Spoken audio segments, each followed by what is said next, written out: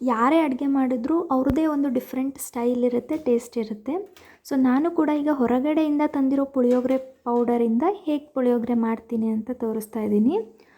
ಫಸ್ಟ್ಗೆ ಒಂದು ಬಾಣಲೆ ಇಟ್ಕೊಳ್ಬೇಕು, ಅದರಲ್ಲಿ ಎಣ್ಣೆ ಹಾಕೋತಾ ಇದ್ದೀನಿ. ಎಣ್ಣೆ ಕಾಯಲಿ, ಸೊ ಚೆನ್ನಾಗಿ ಕಾಯಬೇಕು. ಹಾಗೆ ಏನೇನು ಬೇಕು ಅಂತ ನೋಡೋಣ ಇಂಗ್ರೀಡಿಯೆಂಟ್ಸು.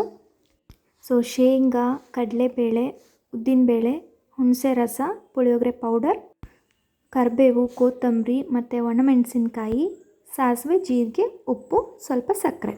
ಎಣ್ಣೆ ಕಾದಿದೆ, ಇವಾಗ ಸಾಸಿವೆ ಜೀರಿಗೆ ಹಾಕ್ಕೊಳ್ಳೋಣ. ಅದ್ರ ಜೊತೆಗೆ ಕಡಲೆಬೇಳೆ, ಉದ್ದಿನಬೇಳೆ, ಶೇಂಗಾ ಎಲ್ಲ ಕೂಡ ಹಾಕ್ಕೊಂಡು ಫ್ರೈ ಮಾಡಬೇಕು. ಸೊ ಅದು ನೀಟಾಗಿ ಫ್ರೈ ಆಗಬೇಕು, ಹೊತ್ತಿಸ್ಬೇಡಿ. ಪುಳಿಯೋಗರೆ ಅಂದ ತಕ್ಷಣ ಏನು ನೆನಪಾಗುತ್ತೆ? ದೇವಸ್ಥಾನದಲ್ಲಿ ಕೊಡೋ ಪ್ರಸಾದ ಅಲ್ವಾ. ಸೊ ದಕ್ಷಿಣ ಭಾರತದಲ್ಲೆಲ್ಲ ತುಂಬ ಫೇಮಸ್ಸು. ಆ್ಯಂಡ್ ಒಂದೊಂದು ಸೈಡ್ ಪುಳಿಯೋಗರೆ ಕೂಡ ಒಂದೊಂದು ಥರ ಡಿಫ್ರೆಂಟ್ ಟೇಸ್ಟ್ ಕೊಡುತ್ತೆ. ಇವಾಗ ಸ್ವಲ್ಪ ಕರಿಬೇವು, ಒಣಮೆಣಸಿನ್ಕಾಯಿ, ಸ್ವಲ್ಪ ಕೊತ್ತಂಬರಿ ಹಾಕ್ಕೋತಾ ಇದ್ದೀನಿ. ಆ್ಯಂಡ್ ಇನ್ನೊಂದು ಸ್ವಲ್ಪ ಕೊತ್ತಂಬರಿನ ಆಮೇಲೆ ರೈಸ್ ಮೇಲ್ಗಡೆ ಹಾಕ್ಕೋತೀನಿ. ಫ್ರೈ ಮಾಡೋಣ. ಸೊ ನೀಟಾಗಿ ಫ್ರೈ ಆಗಲಿ ಎಲ್ಲ ಕೂಡ. ಅದಾದಮೇಲೆ ಏನು ಫ್ರೈ ಮಾಡ್ಕೊಂಡಿರ್ತೀವಲ್ವ, ಇದನ್ನು ನಾನು ಒಂದು ಪ್ಲೇಟ್ಗೆ ತೆಗಿತಾ ಇದ್ದೀನಿ. ಅದಿಷ್ಟನ್ನು ಎಣ್ಣೆ ಹಾಗೆ ಬಿಟ್ಬಿಟ್ಟು ಬೇರೆ ಪ್ಲೇಟ್ಗೆ ತಕ್ಕೋಬೇಕು. ತೆಗೆದ್ಬಿಟ್ಟು ಇವಾಗ ಏನು ಎಣ್ಣೆ ಇರುತ್ತಲ್ವ ಅದರಲ್ಲಿ ಹುಣಸೆ ಹಣ್ಣಿನ ರಸ ತೆಗೆದಿಟ್ಕೊಂಡಿರ್ತೀವಲ್ಲ ಅದನ್ನು ಹಾಕ್ಕೋಬೇಕು. ಹಾಕ್ಕೊಂಡು ನಿಮಗೆ ಸಕ್ಕರೆ ಬೇಕು ಅಂದರೆ ಸಕ್ಕರೆ ಹಾಕಿ, ಇಲ್ಲ ಬೆಲ್ಲ ಹಾಕಿ, ಎರಡರಲ್ಲಿ ಒಂದನ್ನು ಹಾಕ್ಕೊಳ್ಳಿ. ಜಾಸ್ತಿ ಹಾಕ್ಕೊಬೇಡಿ, ಸ್ವಲ್ಪ ಟೇಸ್ಟ್ಗೆ. ಆ್ಯಂಡ್ ಉಪ್ಪು ಕೂಡ ನಾನು ಸ್ವಲ್ಪ ಹಾಕ್ತಾಯಿದ್ದೀನಿ ಇಲ್ಲಿ, ಏಕೆಂದರೆ ಆಲ್ರೆಡಿ ನಾನು ರೈಸ್ ಮಾಡ್ಕೊಳ್ಳೋವಾಗಲೇ ಎಷ್ಟು ಬೇಕು ಅಂತ ಅಷ್ಟು ಹಾಕ್ಕೊಂಡಿರ್ತೀನಿ. ಸೊ ಅದಕ್ಕೋಸ್ಕರ ಇದರಲ್ಲಿ ಸ್ವಲ್ಪ ಮಾತ್ರ ಹಾಕ್ತಿದ್ದೀನಿ. ನೀವು ಟೇಸ್ಟ್ಗೆ ಎಷ್ಟು ಬೇಕೋ ಅಷ್ಟು ಹಾಕ್ಕೊಳ್ಳಿ ಉಪ್ಪನ್ನು. ಇವಾಗ ಪುಳಿಯೋಗರೆ ಪೌಡರ್ ಇರುತ್ತಲ್ವ ರೆಡಿದು, ಹೊರಗಡೆ ತಂದಿರೋದು, ಅದನ್ನು ಹಾಕ್ಕೋತಾ ಇದ್ದೀನಿ. ಹಾಕಿಬಿಟ್ಟು ಚೆನ್ನಾಗಿ ಕಲಿಸ್ಬೇಕು. ಫ್ರೈ ಆಗಲಿ ಅದು. ನೀಟಾಗಿ ಫ್ರೈ ಆದಮೇಲೆ ಜಾಸ್ತಿ ಹೊತ್ತು ಕಲಿಸ್ಬೇಡಿ, ಹುಣಸೆಹಣ್ಣಿನ ರಸ ಇರುತ್ತಲ್ವ, ಹಾಗಾಗಿ ಅದು ಹೀರ್ಕೊಂಡ್ಬಿಡುತ್ತೆ ಬೇಗನೆ. ಇವಾಗ ಆಗಲೇ ಪ್ಲೇಟಲ್ಲಿ ತೆಗೆದಿಟ್ಕೊಂಡಿದ್ವಲ್ಲ ಕಾಳು, ಅದೆಲ್ಲ ಫ್ರೈ ಮಾಡಿರೋದು, ಅದನ್ನು ಇದರಲ್ಲಿ ಹಾಕ್ತಾಯಿದ್ದೀನಿ. ಹಾಕ್ಬಿಟ್ಟು ಇನ್ನೊಂದು ಸ್ವಲ್ಪ ನೀಟಾಗಿ ಕಲಿಸ್ಬೇಕು.